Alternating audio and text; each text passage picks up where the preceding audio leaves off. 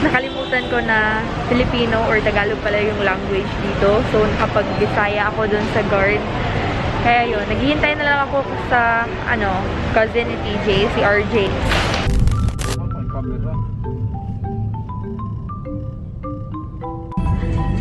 Time check, 1:03 PM. Andito na ako sa sasakyan. Sinundo na ako ni RJ.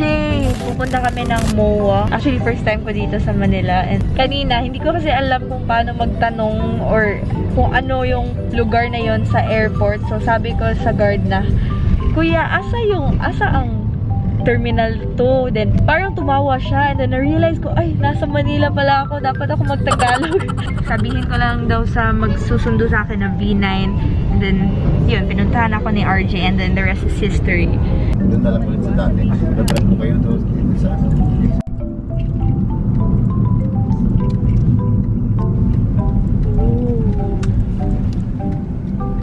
Ay, parang siya SM. IKEA. Andun pala yung IKEA, oh.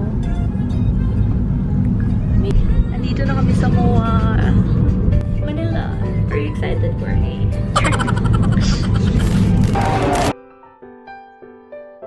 So we are here in a Podo ramen place since gusto ni RJ yung Japanese food. And ito din yung mga nare-recommend nyo sa akin sa Instagram. So, yeah. Our order is here. This is my first meal of the day. We have Yokohama, and then gyoza.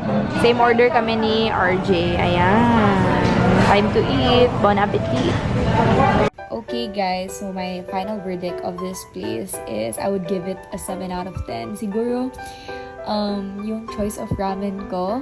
Kasi ang dami sa inyo yung gusto, yung Ippodo ramen. It's like one of the best ramen in Manila. Pero hindi ko siya bet. Mas gusto ko yung Mendocoro ramen. But siguro I will give it another try when I go back to Manila. But yeah, I ordered Yokohama. Yung food serving nila is really good. Malaki siya. So, I think yung one bowl is good for 2 people na. But it actually depends kung gutom na gutom talaga kayo, diba? And then, yung gyoza, masarap siya. Pero isa lang yung naubos ko kasi parang nabusog na ako talaga sa ramen. So, si RJ yung kumain sa lahat ng gyoza kasi hindi ko na talaga kaya sis. Di na kaya ng tiyan ko. So, yeah. Okay, time check. It's now 2:44 PM. So confident mag-vlog kasi walang tao dito sa likod ko. Walang titingin. Tapos na kami kumain dun sa Ippodo ramen. And ngayon, pupunta na kami sa... Mag-iikot-ikot lang kami sa mall while waiting for JV. So, ito yung tour guide ko for today. Sa, tinutour niya ako sa SMO. Pero parang nawawala din po siya, no?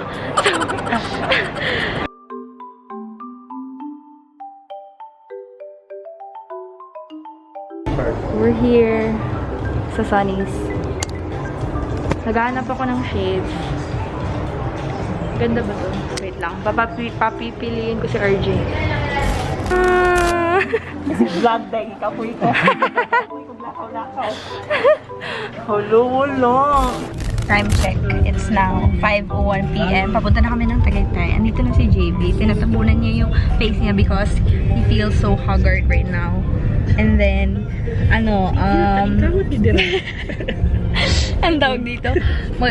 hindi namin alam asan pa kami magdi-dinner. So, siguro magda-drive to na lang kami kasi super traffic daw. Papuntang Tagaytay, especially ngayon, rush hour. So, yun lang. Thanks. Ipakita sa mo, facing hi naman sa netizens. Uy, hindi talaga ganyan yung tono niya kanina. Kasi vlog dahil kapoy ko. Ngayon, kalma na yan kasi merong camera. Pero pag in-off ko to, lalabas yung tunay na kalma. Kalma lang to. Kalma pa yan.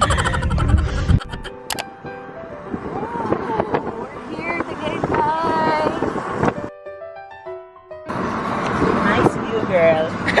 Very nice. Nice view. Andito na kami sa Bag of Beans and ang ganda ng ambience dito. Super ganda ng view. Super lamig din. And tingnan nyo yung mga pastries niya. I think masarap to. Buttered cheese roll. No? Cheers, ha? Pwede ra. For morning ba? Ang daming masasarap dito sa Bag of Beans. Meron din silang cake. Tcharan! Pag pumunta kayo ng Tagaytay, isa din to sa mga most visit places nyo, yung Bag of Beans. Actually, waiting list kami. Pangalawa. So, yarn. Ay, maganda sis. This is Bag of Beans. Pagbukan ako. Selfie with a gang. Ito sa niludo. Gusto ko sa vision mo. Kaya na lang. Siguro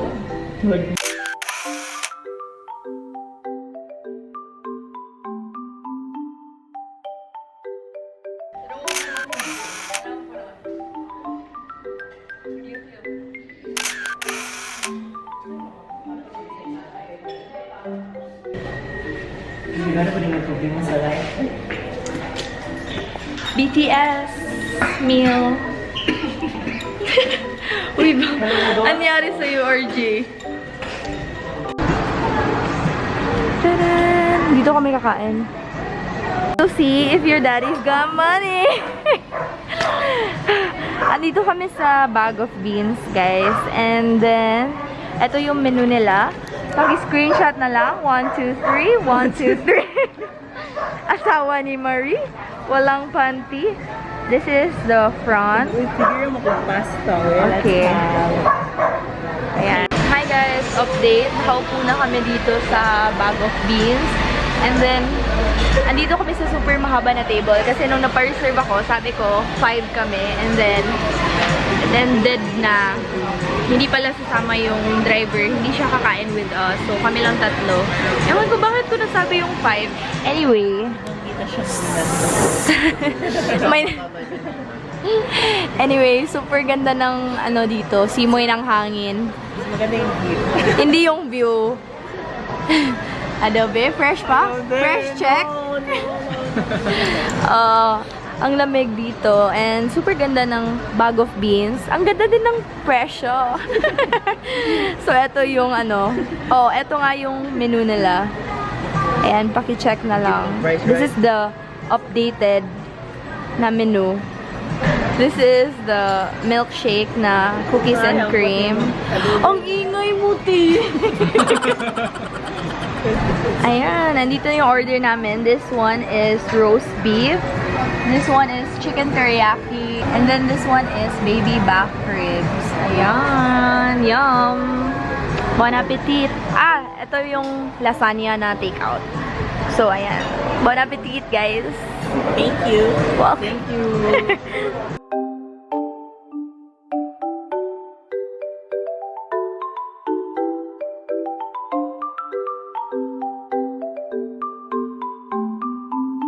This is their baby back ribs.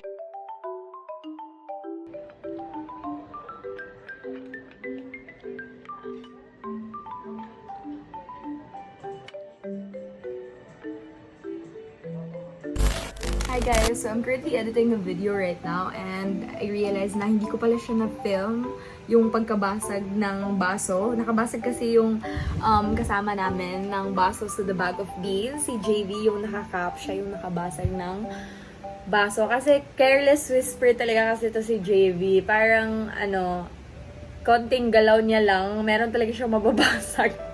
Ganong level. Sorry, James.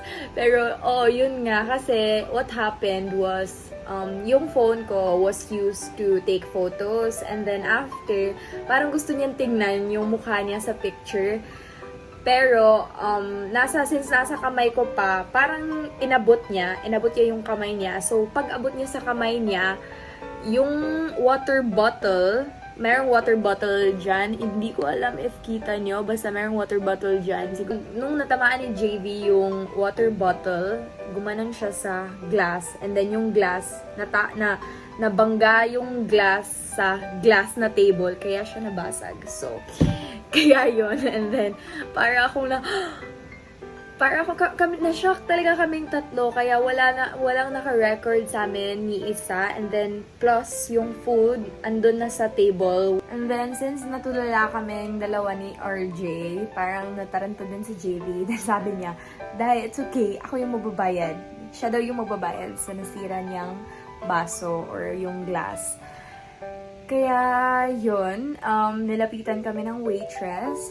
Nilinis pala yung bubog dun sa table namin kasi baka daw na nalagyan yung plate ko ng glass or ng bubog. Iniisip ko was, nabasag niya, baka magkano tong glass na to kasi knowing bag of beans, medyo pricey sila na restaurant. So, baka yung isang glass siguro around 500 pesos or 300 pesos. And then, sabi ni RJ na tiningnan niya daw yung lamesa, baka yung glass table yung nabasag. And then, sinabi na lang namin na dahil sa hangin, kaya nabasag yung glass.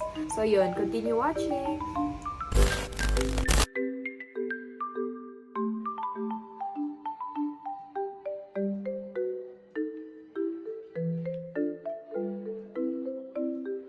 Makuyawan ka din kung kanina buwak. Yun, mas lahar.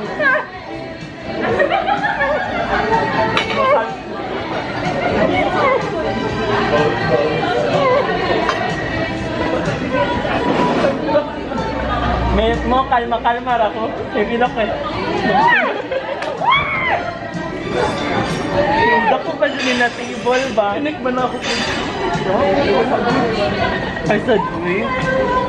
Mo gani, masukuyawan siya kung kanina. Basing tagkuhan nino, mga nasa 20,000 ba?